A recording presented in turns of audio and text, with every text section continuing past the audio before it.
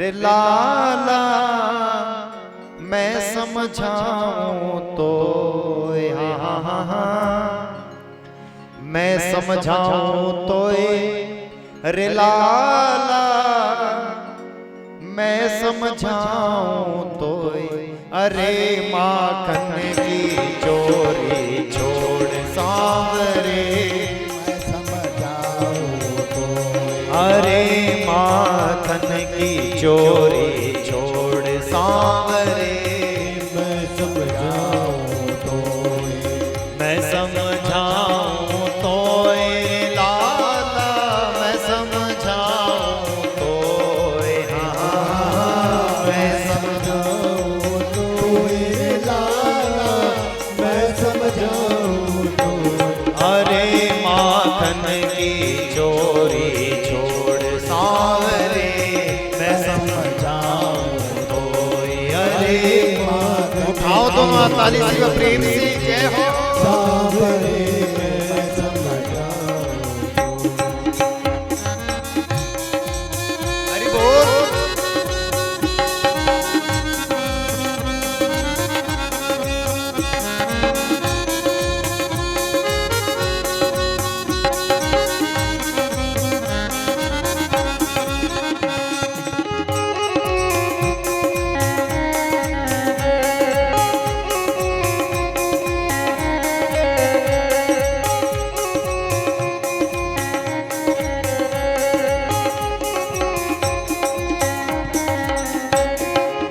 नौलख धेनु तेरे बाबा के नित नयो माखन होए रे लाला नित नयो माखन होए कन्हैया नित नयो माखन होए नौलख धेनु तेरे बाबा के नित नयो माखन होए रे लाला नित नयो माखन होए बड़े घरन हुए सगाई बड़े घर से होए सगाई चर्चा सब जग होए अरे माखन की चोरी छोड़ सांवरे मैं समझाऊं तो अरे माखन माखन की चोरी सांवरे मैं समझाऊं तो मैं समझाऊं तो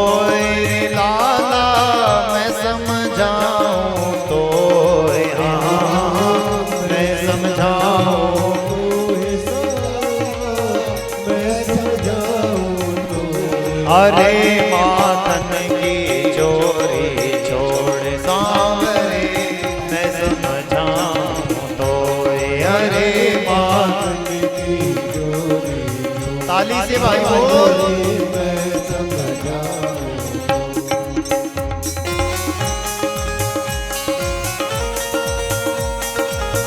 जय हो बोलिए माखन चोर भगवान की जय हो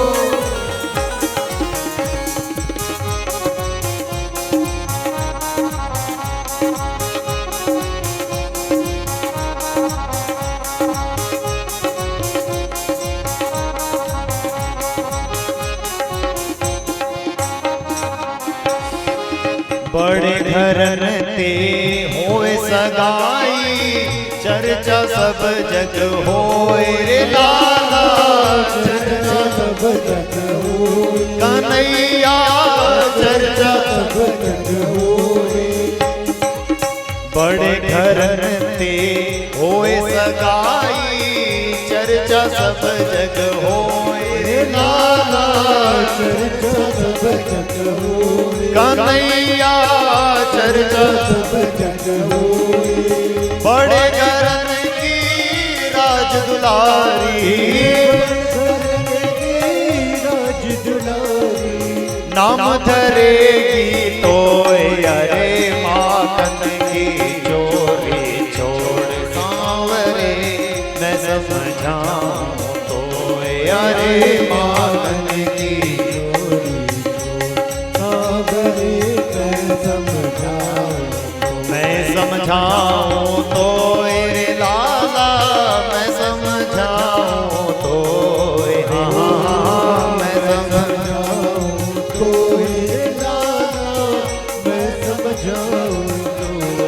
अरे माखन की चोरी छोड़ सांवरे मैं समझाऊं तो अरे माखन की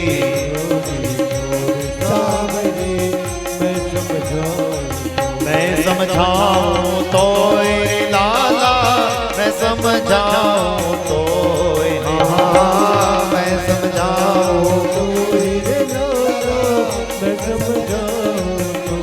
अरे माखन की चोरी छोड़ सांवरे मैं समझाऊं तो अरे माखन की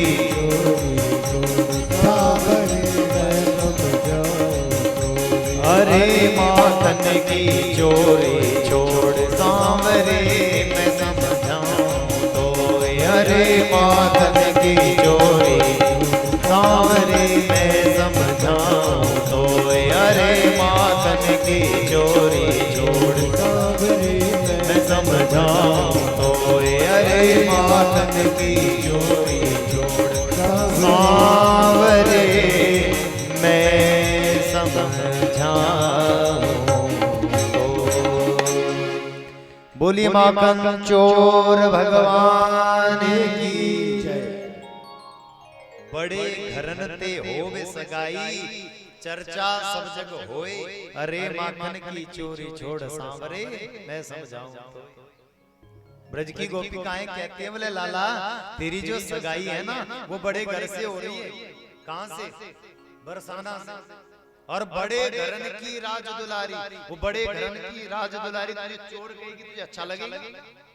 और सुन कोई भी पिता अपनी बेटी का हाथ चोर के हाथ में नहीं देता, इसलिए चोरी करना छोड़ दे और अच्छा आदमी बन जा, तब तेरी शादी विश्वान सुता से होगी। ऐसी तेरी शादी होने वाली नहीं। प्रेम से कहो जैसे कृष्ण। तो भगवान लीला करते हैं महाराज। माखन चोरी की लीला को किया, लीला करते करते आज भगवान ने घर में ही ऊधम कर लिया। माँ यशोदा दधी का मंथन कर रही थी, जिद कर ली अभी खानी है, अभी मुझे माखन चाहिए, तुरंत चाहिए, एक क्षण में चाहिए। माता ने समझाया लाला अभी माखन तैयार नहीं है, 2 मिनट जरा रुक जा, एक क्षण रुक जा। नहीं माने तो माता से पूछ लिया माँ तू सच सच बता दे, तू मुझसे प्यार भी प्रेम भी करती है कि नहीं करती है? बोले हाँ लाला करती हूँ। बोल तो बता तुझे तो दूध प्यारो लागे या पूत प्यारो लागे? अब दूध का नाम लिया तो माँ यशोदा को याद आ गई, मैंने अग्नि के ऊपर दूध रखा खाने के लिए, बालक को तो छोड़ दिया, दूध को पकड़ने के लिए दौड़ी, दूध को बचाने के लिए भगी। भगवान को आया क्रोध, जिस मथनी से माता मंथन कर रही थी दधी का, उसी मथनी को निकाल करके मटकी को भगवान ने फोड़ दिया। और करते करते जितने बर्तन घर में हैं सब के सब तोड़ दिए श्री ठाकुर जी ने। माँ को आया क्रोध, दौड़ी माता पीछे पीछे और कृष्ण को पकड़ने के लिए चली। पहले तो हाथ में ही नहीं आए, जब हाथ में आए तो माँ ने उखल के साथ बांधना चाहा। चल आज मुझे बांध करके दिखाते हैं। बांधने लगी तो रस्सी जो है 2 अंगुलम न्यूनम, 2 अंगुल छोटी वो रस्सी पड़ जाती है। क्यों? क्योंकि माता के मन में अहमता और ममता है। जब तक संसार में हम रहते हैं, हमारे जीवन में ममत्व जब तक रहेगा, अहम रहेगा, मैंने किया, हम करते हैं, हम कर रहे हैं, भगवान तब तक बस में नहीं आते। और जब तक संसार से ममता रहेगी, ममत्व रहेगा, ये मेरा है, पराया है, ये ऐसा है, ये वैसा है, ऐसा करता है, वैसा करता है, जब तक संसार में ममत्व रहेगा भगवान पकड़ में नहीं आएंगे। 2 ही कारण भगवान ने बताए जिन कारणों में वो बंधता नहीं है। एक तो है अहमता और दूसरी है ममता। जब तक ये 2 चीजें हमारे जीवन में रहेंगी भगवान बंधन में नहीं आएंगे। और जिस दिन अहमता और ममता हमारे जीवन में दूर हो जाएगी, ना हमें अहम रहेगा, ना किसी से कोई ममता रहेगी, उस दिन श्री ठाकुर जी हमारे हो जाएंगे। बोलिए भक्तवत्सल भगवान की जय। तो जब माता बांधते बांधते थक गई, अहम दूर हो गया, ये बंधता ही नहीं है, सारे ब्रजमंडल की रस्सियां मैंने इकट्ठा करती है, बंधता ही नहीं है, तो माता के हृदय में फिर प्रेम उपजा। भगवान कहते अहमता ममता छोड़ो, प्रेम को स्वीकारो, और प्रेम के बंधन में मोहन बन गए, प्रेमियों ने जो बनाया सो बन गए। इसलिए वो ठाकुर माता के बंधन में आ गया। माता ने बांध लिया, सजा लगाऊंगी तुझे दिन भर यहीं उखल के साथ, और वो भगवान उस उखल को खींच करके मां लग गई घर के काम कार्यों में, और भगवान उस उखल को खींचने लगे। आंगन में यमलार्जुन नामक 2 वृक्ष हैं, उन वृक्षों के बीच से भगवान निकले, उखल अटक गया, थोड़ा सा झटका भगवान ने लगाया और जो वृक्ष हैं वो दोनों के दोनों धरती पर गिर गए। आवाज नहीं, शब्द नहीं हुआ वृक्षों के गिरने का। 2 पुरुष उन वृक्षों के बीच से निकले, दोनों ने भगवान के चरणों में वंदन किया और भगवान से कुछ मांगा। क्या मांगा? बोले प्रभु वाणी गुणानुकथने श्रवणो कथायाम हस्तौ च कर्मसु मनस्तव पादयोः स्मृत्वा शिरस्तव निवास प्रणामे दृष्टि सतामस्तु भगवत्तनुनाम। हम वाणी से आपका नाम गाएं, आंखों से आपका दर्शन करें, श्रवणों कथायाम कानों से आपकी कथा सुने, हम सदैव आपके चरणों में बैठे रहें। हमारे ऊपर ऐसी कृपा करो, हमारी ये नजरें जहां भी जाए वो आपको ही ढूंढे, आपको ही देखे, ऐसी कृपा कर दो। तो श्री ठाकुर जी ने इन दोनों को अपने धाम भेज दिया। बोले भक्तवत्सल भगवान की जय। परीक्षित ने प्रश्न किया, महाराज ये दोनों कौन थे? सुखदेव स्वामी कहते हैं, परीक्षित ये दोनों नलकुबर और मणिग्रीव नामक कुबेर के बेटे हैं। कैलाश के ऊपर रहते हैं, पिता के पास धन बहुत है, कुबेर जी के पास तो धन के मद में उन्मत्त हो गए। अपनी पत्नियों को संग लिया और लेकर के एक सरोवर में नग्न स्नान करने लगे। नारद का आना हुआ, नारद ने देखा कोई स्नान कर रहा है, पत्नियों ने तो वस्त्र पहन लिए, लेकिन ये दोनों के दोनों नंग धड़ंग नारद के सामने खड़े रहे। मदिरा में उन्मत्त हैं, मदिरा पी करके, वारुणी मदिरा पी करके ये इस जल में स्नान कर रहे थे। तो नारद जी ने शाप दे दिया, अरे सठो मूर्खो, सठ की भांति वृक्ष की भांति मेरे सामने खड़े हो, शाप दे देता हूं, जाओ जाओ वृक्ष हो जाओ। जब शाप लगा तो दोनों में रोने लगे, चरणों में गिर गए। बोले महाराज हमें क्षमा कर दो, हमसे गलती बन गई, अब हमारा उद्धार कैसे होगा?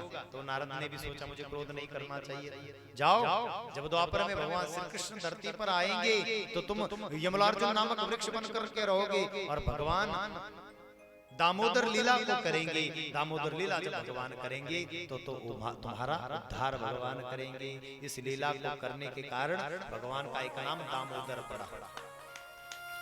बोले भक्तवत्सल भगवान की जय, दामोदर भगवान की जय। उखल की लीला को सुखदेव स्वामी ने परीक्षित को सुनाया। आगे श्री ठाकुर जी अब गोकुल को छोड़ करके, नंदगाम को छोड़ करके अब वापस आ रहे हैं वृंदावन की ओर, क्योंकि उत्पात बहुत अधिक बढ़ रहा था और घास और तृण भी गोकुल में समाप्त हो रहा था। इसलिए सलाह की गई, वनम वृंदावन नामम शब्दम काननम गोप गोपी गवाम सेव्यम पुण्या तृणु प्रथम। उस वृंदावन में तृण भी है, घास भी है, गोवर्धन की तलहटी है, यमुना का पुलिन है, वहां जाकर के हम लोग रहे। तो जो गोकुल के निवासी हैं वो भगवान श्री कृष्ण सहित सब के सब वृंदावन आकर के रहने लगे। बोलिए वृंदावन बिहारी लाल की जय। वृंदावन में रह करके श्री ठाकुर जी ने वत्सासुर, बकासुर, अघासुर का संहार किया और ब्रह्मा जी के मोह को दूर किया। इसी कड़ी में श्री ठाकुर जी ने विलोक्याम दूषिताम कृष्णाम कृष्णा हीनाम विभो, भगवान ने कालिंदी को अशुद्ध पाया, यमुना को अशुद्ध पाया, तो यमुना नदी से कालिया नाग को बाहर निकाला। सब जानते हैं वो जो कालिया नाग रहता है, उस कालिया नाग को भगवान ने नदी से निकाल करके रमण नामक द्वीप भेज दिया, जाओ वहां जाकर के तुम रमो। तो तांडव गति मुंडन पर नाचत गिरधारी, पम पम पर पटकट फन फन पर फन ऊपर। भगवान जो है वो भगवान कालियानाग के फणों पर नृत्य करते हैं। क्यों करते हैं? हमने एक संत के मुख से सुना, बोले भगवान ने एक बार राधिका जी का नृत्य देखा और भगवान के मन में उत्कंठा जगी, मैं भी नृत्य करूं, मैं भी नृत्य सीखूं। तो झाड़ियों के पीछे से राधिका का नृत्य देखते हैं और सीखने लगे नृत्य। झाड़ियां हिली, राधा रानी ने देखा कोई हमें देख रहा है चुपके से, जाओ पकड़ो। तो ललिता सखी ने जाकर के कृष्ण को पकड़ कर, कन्हैया ये तुम क्या करते हो चुप चुप करके, हमें देख रहे हो नृत्य करते हुए? नहीं नहीं नहीं नहीं, मैं देख नहीं रहा था, मैं तो नृत्य सीख रहा था, मैं भी चाहता हूं मैं भी नृत्य करूं। राधा रानी ने मना कर दिया, नहीं सिखाऊंगी, चले जाओ यहाँ से। नहीं नहीं राधिके, मुझे नृत्य करना सिखा दो, मुझे नाचना सिखा दो। नहीं सिखाऊंगी, जाओ यहाँ से। तो कन्हैया ने प्रतिज्ञा कर ली, राधिकी नृत्य सीखूंगा, तुमसे ही सीखूंगा, देख लेना। चले गए भगवान वहां से। भगवान ने क्या किया कि यमुना के पुलिन पर गए, बालुका की एक राधिका की मूर्ति बनाई और बना करके उसके सामने कथक नृत्य करने लगे, नाचने लगे। ये मेरे गुरु जी हैं और मेरे में शिष्य, नृत्य करने लगे। 2-4 दिन जब बीत गए ना, तो एक दिन ललिता विशाखा से राधा रानी ने पूछा, बोले आजकल कन्हुआ दिखता नहीं है, कहाँ चला गया, कान्हा कहाँ है आजकल?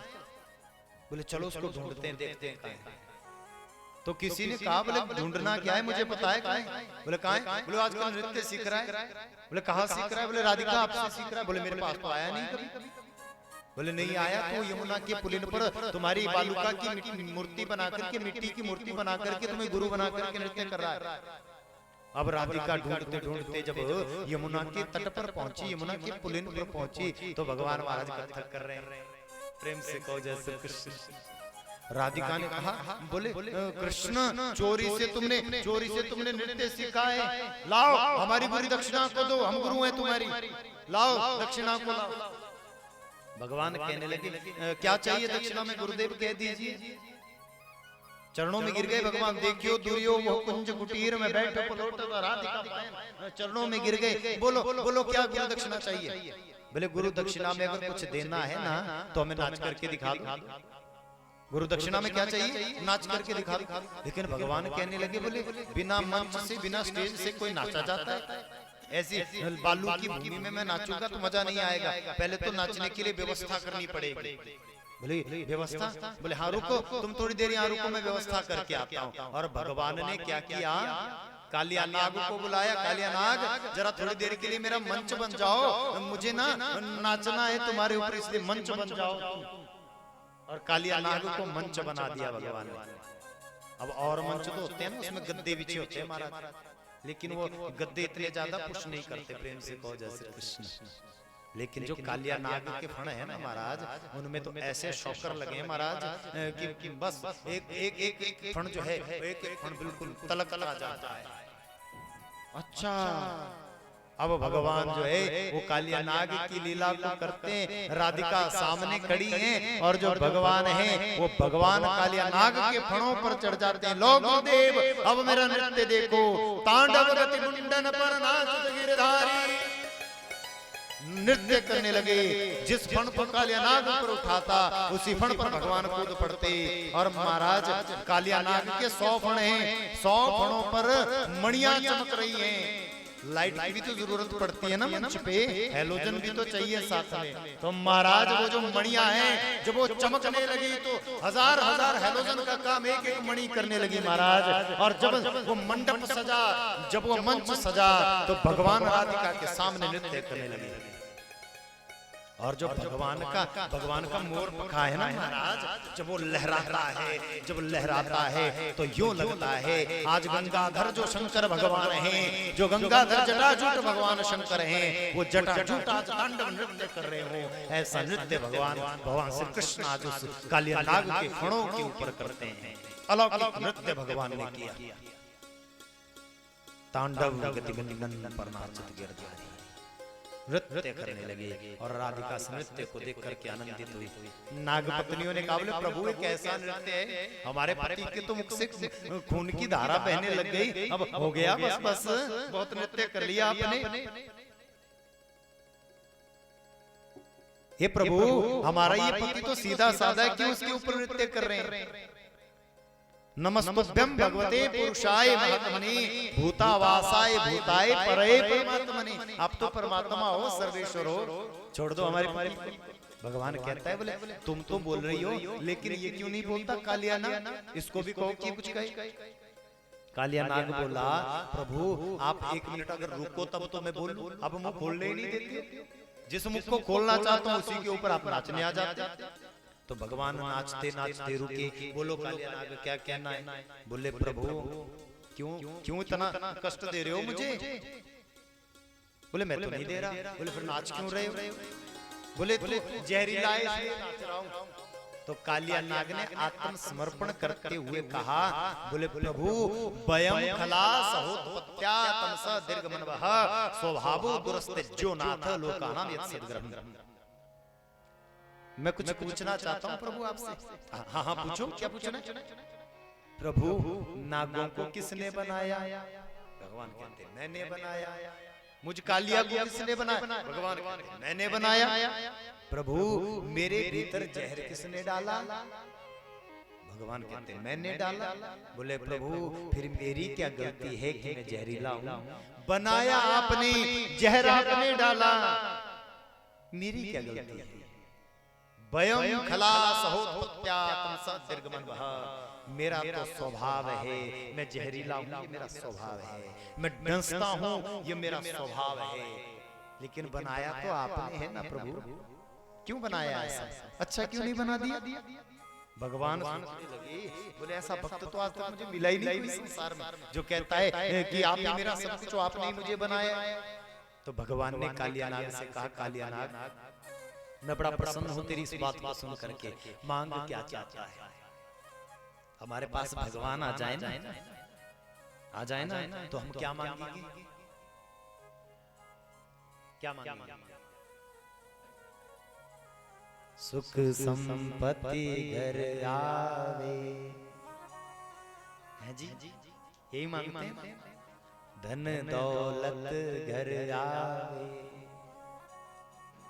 और नहीं मांगेंगे धन संपत्ति आ जाए। लेकिन धन्य है वो कालिया नाग, भगवान ने उससे मांगने के लिए कहा। और वो कालिया नाग भगवान से क्या मांगता है? नानाक पृष्ठं नाच सार्वभौम नापारमेष्ठ्यं नारसाधिपत्यं नायोग सिद्धिं पुनर्भवं वा वाञ्छति यद पादरज प्रपन्ना। कालिया नाग ना से शुरू करता है। कहां से शुरू करता है?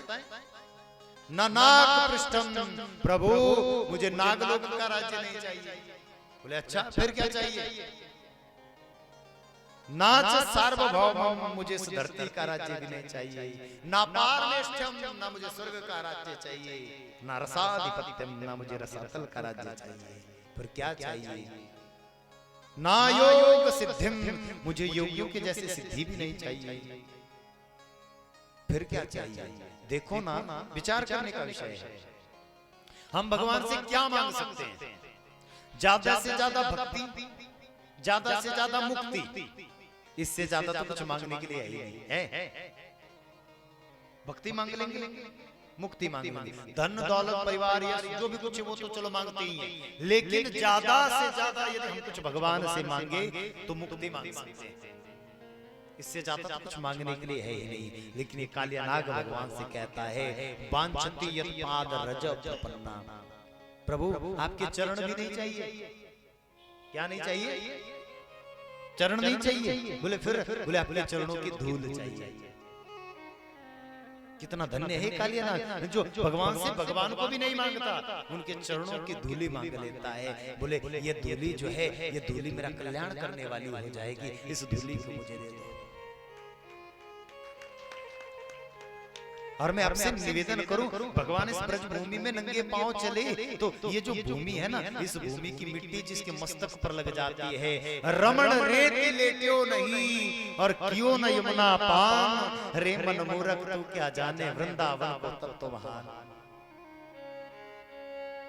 नंद भवन में उड़ रही धूल, धूल मोहे प्यारी लगे, प्यारी लगे, बड़ी प्यारी लगे, प्यारी लगे, बड़ी प्यारी लगे। नंद भवन में उड़ रही धूल मोहे प्यारी लगे, नंद भवन में उड़ रही धूल। गाओ सभी प्रेम से। प्यारी लगे, बड़ी प्यारी लगे,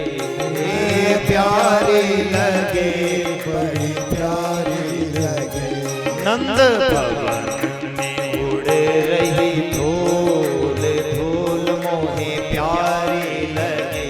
नंद भवन में उड़ रही धूल, धूल मोहे प्यारी लगे। नंद भवन में उड़ रही धूल और धूल मोहे प्यारी लगी। क्यों प्यारी लगी? क्योंकि ये जो धूल है, ये धूल श्री ठाकुर जी के चरण रज है, ये भगवान के चरणों की धूली है। यहाँ ब्रजमंडल में जो आप लोग संतों को देख रहे हैं ना, जो तिलक संतों ने लगाया होता है ना, वो कोई चंदन नहीं होता, वही ब्रज की मिट्टी है जो कुंडों से इकट्ठा की जाती है और ब्रजरज है जिसको इकट्ठा करके चंदन का लेपन किया जाता है। ये कोई चंदन नहीं है। और ब्रज की माटी चंदन, ये तो सदा से विख्यात है। ब्रज की जो माटी है उसकी खुशबू चंदन की तरह है और वो ब्रज की माटी चंदन है। बोलिए भक्तवत्सल भगवान की जय। तो ऐसे कालियानाग के ऊपर भगवान ने कृपा की और भेज दिया जाकर के रमणीक द्वीप, तुम वहां चले जाओ। कथा ये भी आती है, रमणीक द्वीप जब भगवान ने भेजा ना, तो कालियानाग से कहा पीछे मुड़ करके नहीं देखना, जहाँ तो पीछे मुड़ करके देखेगा वहाँ पत्थर का हो जाएगा। तो जब कालियानाग कालीदेह से जब काली हृदय से निकला तो कोसी के पास में एक गांव पड़ता है, ये छाता के पास में, कोसी नहीं छाता के बगल में एक गांव पड़ता है। कालियानाग ने सोचा, बोले भगवान ने कहा पीछे नहीं देखना, एक बार देख लेता हूँ क्या चल रहा है मेरे पीठ पीछे। जो ही पूछे मुड़ करके देखा तो कालियानाग वही पत्थर का बन गया। बोले भक्तवत्सल भगवान की जय। ये ब्रज के संतों का कथन है। भागवत तो कहती है और रमणीक द्वीप चला गया, लेकिन भागवत कहती है गया नहीं, क्योंकि उसने भगवान से चरण धूलि मांगी थी, तो इसीलिए इसी ब्रजमंडल की ब्रज धूलि में वो कालियानाग यहीं रह गया। ऐसी कृपा श्री ठाकुर जी ने उसके ऊपर की। बोले भक्तवत्सल भगवान की जय। तो आज यहाँ कथा का विश्राम करें। कल के प्रसंग में क्षीर की लीला, गोवर्धन लीला, रास लीला, मथुरा भगवान का मथुरा गमन और भगवान के विवाह तक की लीला कल हम आप लोग श्रवण करेंगे। रुक्मिणी मंगल तक की कथा कल प्रसंग में हम लोग सुनेंगे। तो आज की कथा को यजमान परिवार के कल्याणार्थ, इनके परिवार का कल्याण हो, इनके घर में धन धान्य की वृद्धि हो, इनके जो बालक हैं उनमें सद्विचार आए, भगवान नाम जपने वाले सब हों, ऐसी प्रार्थना श्री ठाकुर जी के चरणों में। और सब हरिभक्तों के घर में आनंद हो, मंगल हो, ऐसी कामना। ऐसा कहकर के वाणी को विश्राम।